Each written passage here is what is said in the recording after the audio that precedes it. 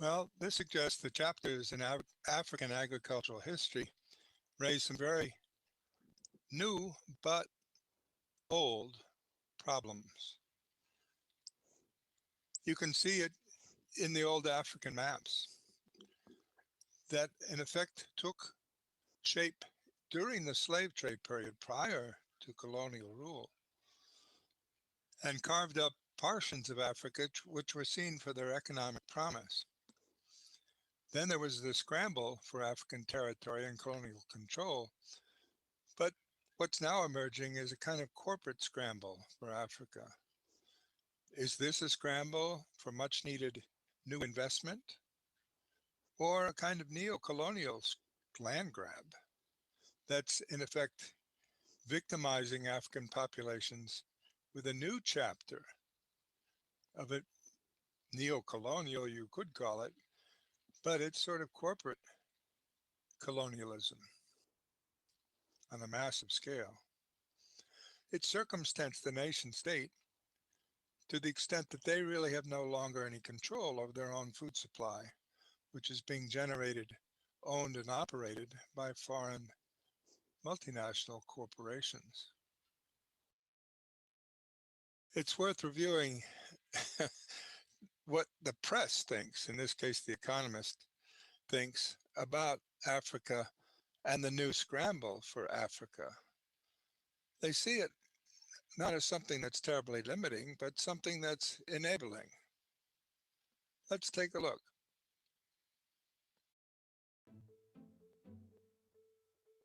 The first scramble for Africa was when European colonial powers saw a continent that was vast, rich in minerals and land, and very poorly defended, and they rushed in to carve it up and steal the land.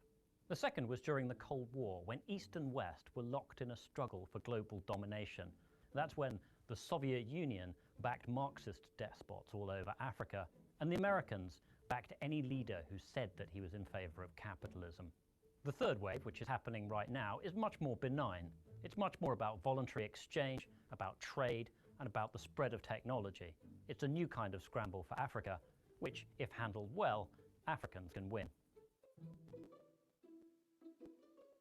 The old stereotype of foreigners in Africa is that they're only interested in the minerals and not Africa's people. That's still sometimes true, and there are still a lot of corrupt mineral deals going on in Africa. But much more important now is African people. There'll be more Africans in the world than Chinese people by 2025. It's a huge market, and since they're all living in independent countries, they're in a much better position than in the past to negotiate better deals with the outside world. And this has been great for Africans. Greater openness to trade and investment from the outside world is one of the reasons why Africans are 2/5 richer than they were in 2000. Of course, the fact that there are fewer wars and better macroeconomic policies has also helped. There's still a big problem with corruption.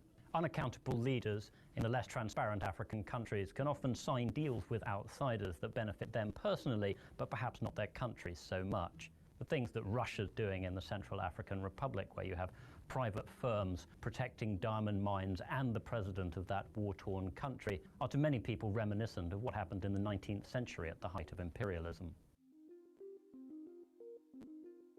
The scale of foreign interest is unprecedented.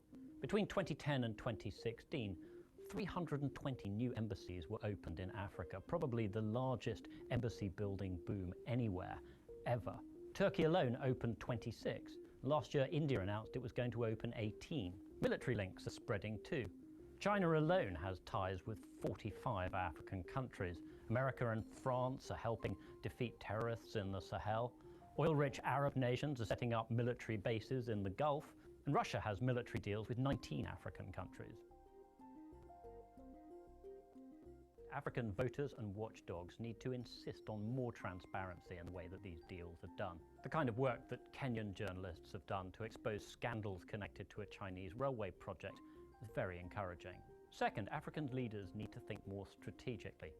China is one country, Africa's 54. It's going to be much harder for them to drive the right kind of bargains if they let China negotiate with them individually behind closed doors.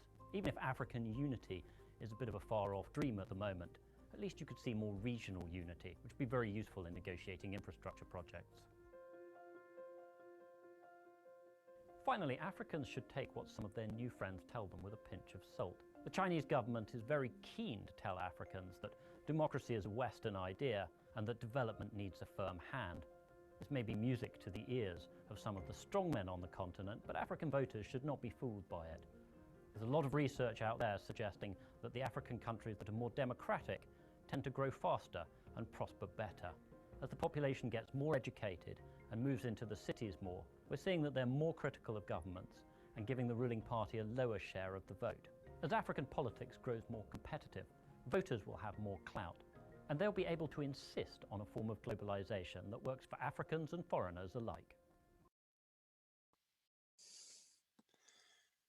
Well, the new empowering experience about the scramble described by journalists at places like The Economist is portrayed as if it gives Africa a great deal of new power in this new scramble.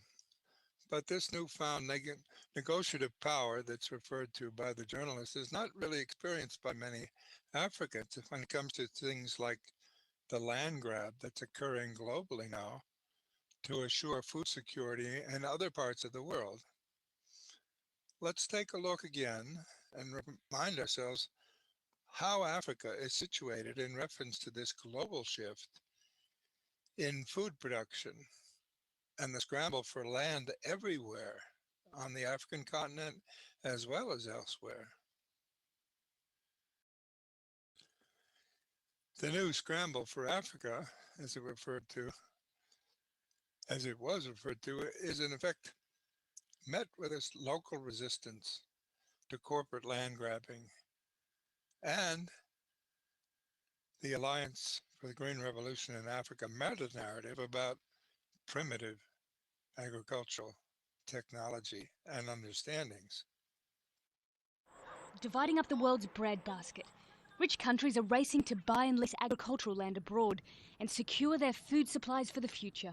Critics are calling it a colonial land grab. The scale is something we've never seen before. I mean, there are huge pieces of land, 6 million acres in the Congo, bought by China to grow palm oil. It's reported 40 million hectares of land has been bought or leased in $100 billion worth of deals. Now the UN Food and Agriculture Organization is proposing a code of conduct to guide the global land grab. Governments need to be much more assertive. At the moment they're signing away huge pieces of their territory for very little money and very few guarantees. The deals are secret, so if we had some more transparency, if you could see what the deals were, local people could do something about it and get a better deal. Not only are wealthy companies directly buying and leasing land around the world, they've also started to form local partnerships with companies. And this is so they can get a direct stake in their agricultural industry. Now, one of the companies that's leading the way is actually right here in Qatar. Hassad Food is aiming to not only guarantee Qatar's food security, but become a global food supplier. We are targeting crops and type of food. So, for instance, if we are talking about sugar, then it has to be in Latin America, precisely in Brazil, or it could be in India. If we are targeting wheat, then it has to be somewhere in Australia, or in Latin America, or in even Eastern Europe. He says he doesn't know why some people are alarmed about the business. I have no idea at all. But maybe the stereotype of the wealthy countries grabbing the feed from the poor countries. From Sudan to Romania, anywhere that can grow food is now prime real estate, after governments were rocked by food riots last year. One of the most aggressive buyers has been Saudi Arabia. It's setting up a chain of 1,000 square kilometre farms abroad and plans to ship the food directly to the kingdom. And it seems food prices are about to go back up. The food prices bottomed out in about March, and now they're going up. They're already to where they were in 2007. If you look at the graph, it's quite scary. A global grab for land. The question is, will there be enough of it to go around? Nicole Johnston, Al Jazeera, Doha. Devlin Kriak is at the World Food Security Summit in Rome. He works for GRAIN, an international non-profit organization that supports small farmers. He says the problem of land grabbing has spiraled out of control. Some farmers organizations I've talked to have said, hey, if you're going to come in and negotiate a price and you want to purchase food from us, well, we're prepared to sit down at the table with you. But if you want to come in here and buy our farmland, control our farmland and decide where that food is going to be going, there's no way. There's no way we're going to allow for that to happen.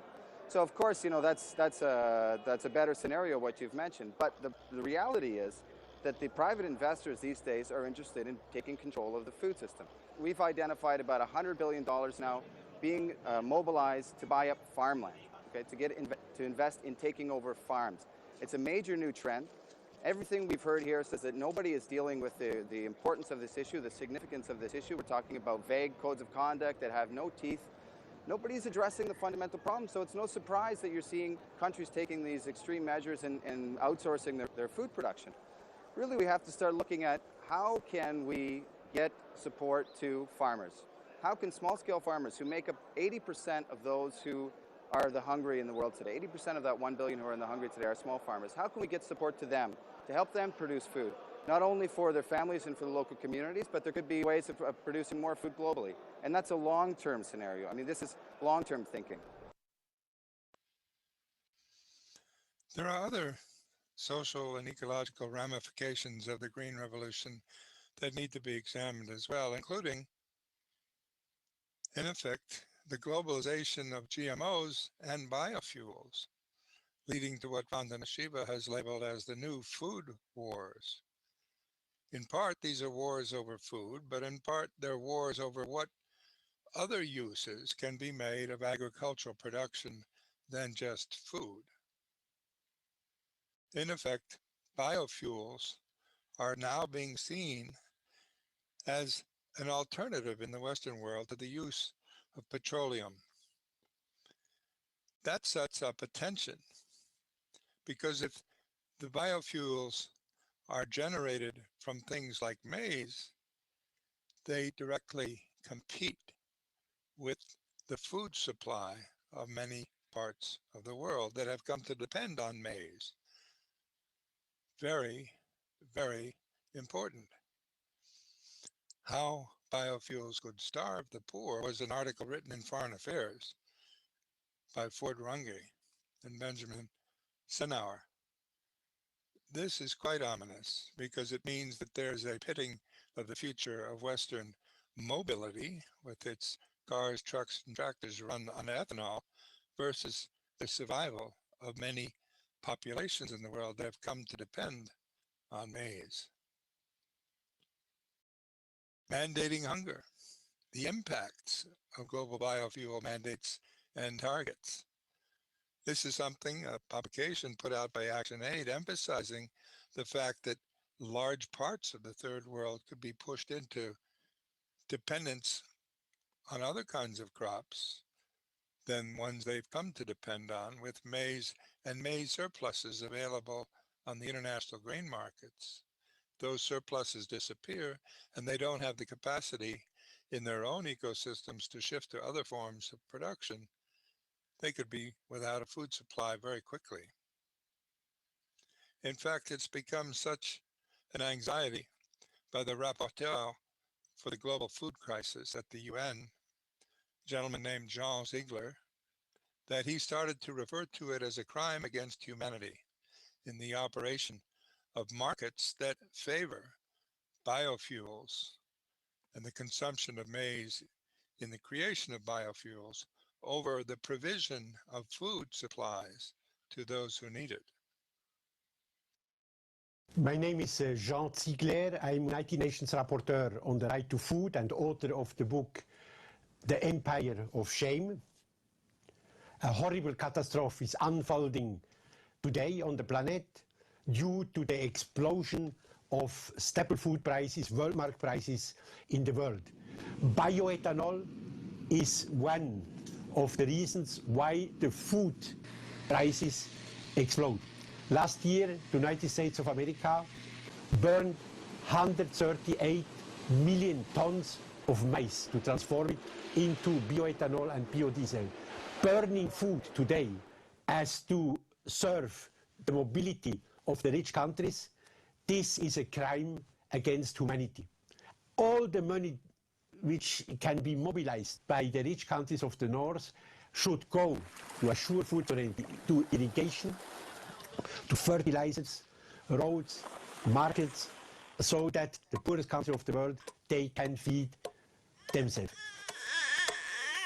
President Zolnik from the World Bank thinks that almost 1/3 of the price rise, of the price explosion, is due to speculative gains. So this speculation on foodstuff has to stop. New stock exchange norms have to be decided as to paralyze the arm of the speculators. These reforms, which are urgent, depend on the will of the democratic countries, which means of their public opinion. And if they don't happen, for years to come, there will be hunger, insurrection, instability, and above all, dying of hundreds and hundreds of millions of people. Still further problems exist in terms of the financing of some of these large projects, what are being called food and misinvestments in agriculture, the land grabbing in third world areas. This is something that's been highlighted by Anuradha Mittal at the Oakland Institute, and it's worth following in great detail. The other kind of speculation that I wanted to talk about is in land. The same thing has happened with the collapse of the housing market, with a rise in the food prices, with the financial crisis. Two things have happened. There are food insecure countries, such as the Gulf states, South Korea, Japan. They depend nearly on 60% of the food needs are met through food imports. So when the food prices went up, they realized that they need to ensure their food security. So they have been going into very rich areas, but poor countries buying up land. Say in Africa, Ethiopia, Sudan, Tanzania. You had countries like India who saw an opportunity to make money, that there's need for food, so they are going into, they're financing the corporations to go into countries like Ethiopia, buy up millions of hectares, actually lease millions of hectares of land to grow cereals for export.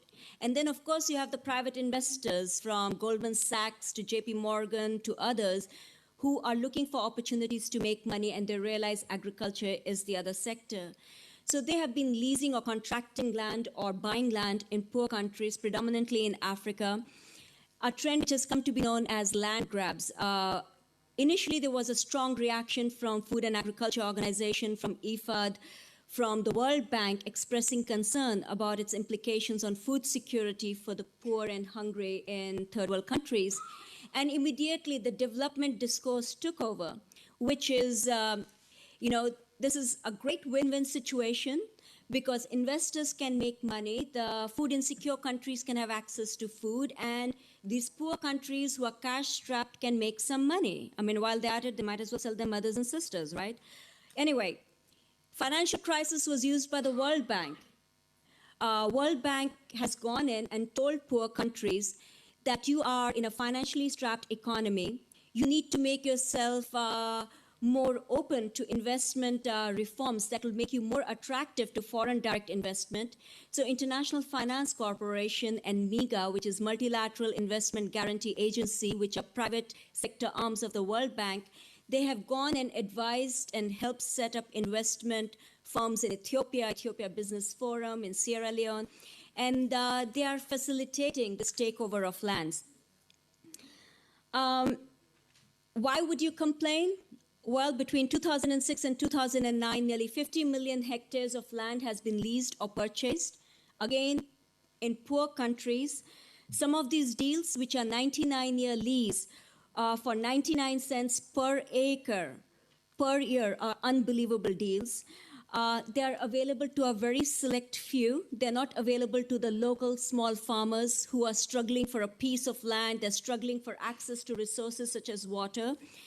They are happening in countries such as Ethiopia, where 13 million people depend on food aid. So try imagine trucks of food aid, full of USAID food aid, coming into Ethiopia, while there are trucks full of grains leaving Ethiopia while people starve.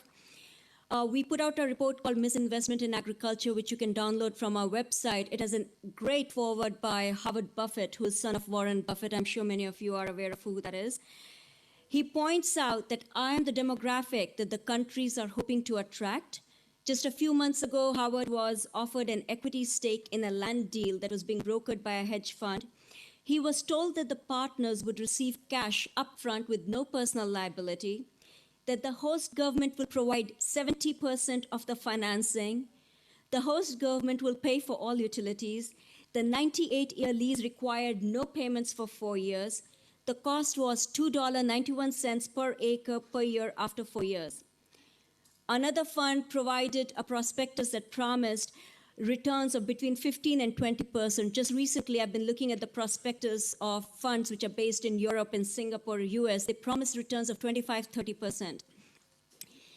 The US agricultural land has averaged a return of about 6% over the past 30 years. So comparing the US, it's 6% returns vis-a-vis 25, 30% returns that are being promised in Africa. So either these deals are really good for investors, or the managers of these funds are hoodwinking and lying to people. But as Howard says, if we didn't know better, it would sound like a great opportunity. I know many of you are thinking of running out to look for those hedge funds. But he says, here is what I'm sure of. These deals will make the rich richer and the poor poorer, creating clear winners who benefit while the losers are denied their livelihoods. And as I said, many of the hedge funds, Wall Street banks are involved in it. I was recently at an ag investors conference in Geneva, and it is just mind-blowing. You know, somebody talks about water, that, water is the next blue gold, and somebody raises the hand and say, how do I make money on it? I mean, literally, it's true. Somebody was like, can you tell me, how do I make profits? How do I make money off water? You talk about starvation, and they say, wow, food is a hot commodity. That's where I need to go invest in.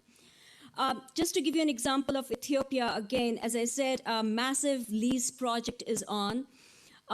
Ethiopia Business Forum, which was created by the International Finance Corporation, is facilitating these deals.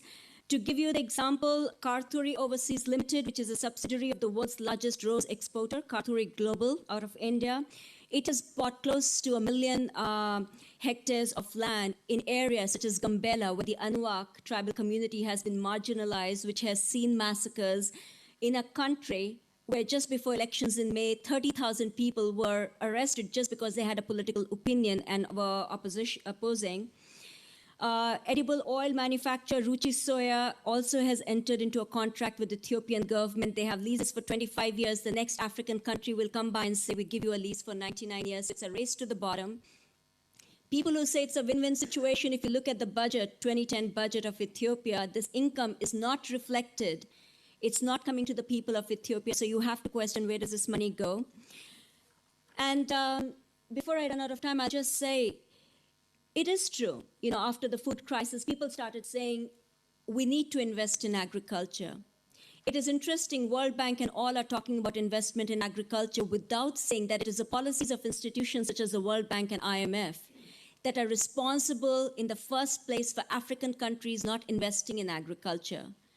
Structural adjustment programs were responsible for shrinking the government to a size, as they say in US, you can drown it in a bathtub. Small government, don't interfere with agriculture, let the market prevail.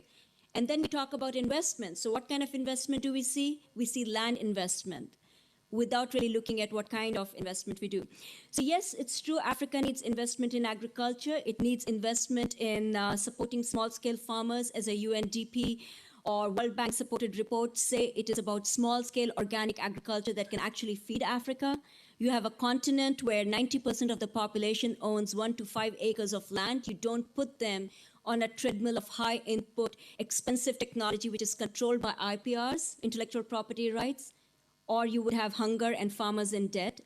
It requires improved extension services. It requires education on conservation techniques. It requires investment for regional integration. And to build local capacity, it definitely does not need policies which allow foreign investors to go back in and to grow and export food for their own people. Just at the conference that I was at in Geneva, there was a gentleman, I'm not going to go into the details, but from Lisbon, who said, we Portuguese, we went and found India, we went and found America, we went and found Sierra Leone, and we gave them so much. And now we are going back to these countries and giving them again. I mean, the audacity of the colonizers to actually say that the colonized benefited from colonialism is, at least to me, I guess, because I come from a colonized country, astonishing.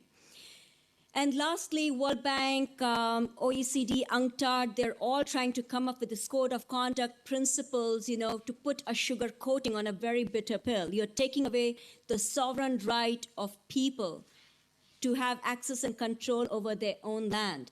You're taking away the power of governments to be able to regulate and ensure the human right to food for all. But they come up with a code of conduct which donor countries, people sitting in Washington and Geneva have come up with no input from impacted communities or host governments. So when people say, well, what if we make it all win-win situation? I would say there's some very simple questions to ask. When local people lack land rights, they still demand land reform. Why should foreign interests and foreign businesses have precedence? What guarantees are in place to mitigate food insecurity risks for local population? What evidence is there to suggest that the land deals which will take place will be transparent when most of the land deals that have happened so far are shrouded in secrecy? At the Institute, we're doing documentation work in several African countries. You cannot find, it's impossible to see contracts. And when you find contracts, they're barely 3 paragraphs long. Why should we believe that the communities will be fully incorporated into the negotiation process when it might be in the interest of the investor or the government to exclude potential dissenters? How will best practices be replicated when there are almost no role models to follow? This whole land grabbing is not a new trend in some way. United States has had plantations in Latin America. It didn't create prosperous economies. It created banana republics. What type of enforcement will be established to ensure minimal environmental damage? What kind of quantifiable social benefits will the local communities derive? And what kind of consequences will investors and facilitating governments face if these benefits do not come to fruition? So these questions need to be answered before we go ahead with this whole land lease project for Africa. And we have to look at the history of mineral extraction. The history of mineral extraction, diamonds, gold, is a very sad, inhumane, cruel one in Africa. And when it comes to soil and water, which is the essence of life, it is even more precious. So the stakes are very high. And again, I urge you to get hold of our publications, because Howard puts it brilliantly in his foreword as he concludes and says, Africa is not a commodity. It must not be labeled open for business. This has been criticized and pointed out as an inevitable impact of the politics of ownership, and in effect, the fact that none of the agricultural development schemes can, in fact, in the long run, survive in Africa because they're based on an illusion about the way ecosystems work. Sir David Attenborough has been very powerful in pointing this out, most notably in the last meeting of the Royal Society in London under the presidency of the Duke of Edinburgh. Sir David Attenborough gave a very clear restatement of the Malthusian dilemma that we all face. There have been prophets who've warned us of this impending disaster, of course. One of the first was Thomas Malthus. His most important book, an essay of the principle of population, was published over 200 years ago in 1798. In it, he argued that the human population would increase inexorably until it was halted by what he called misery and vice. Today, for some reason, that prophecy seems to be largely ignored, or at any rate disregarded. It's true that he did not foresee the so-called Green Revolution, which greatly increased the amount of food that can be produced in any given area of arable land. And there may be other advances in our food-producing skills that we ourselves still can't foresee. But such advances only delay things. The fundamental truth that Malthus proclaimed remains the truth. There cannot be more people on this earth than can be fed.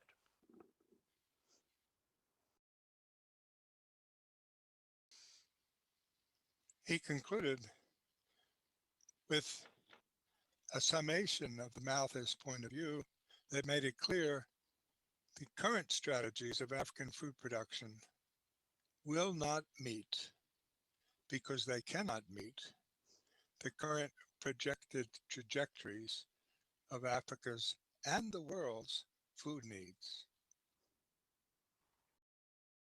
Many people would like to deny that this is so. They would like to believe in that oxymoron, sustainable growth. Kenneth Boulding, President Kennedy's environmental advisor 45 years ago, said something about this. Anyone who believes in indefinite growth in anything physical on a physically finite planet, he said, is either mad or an economist.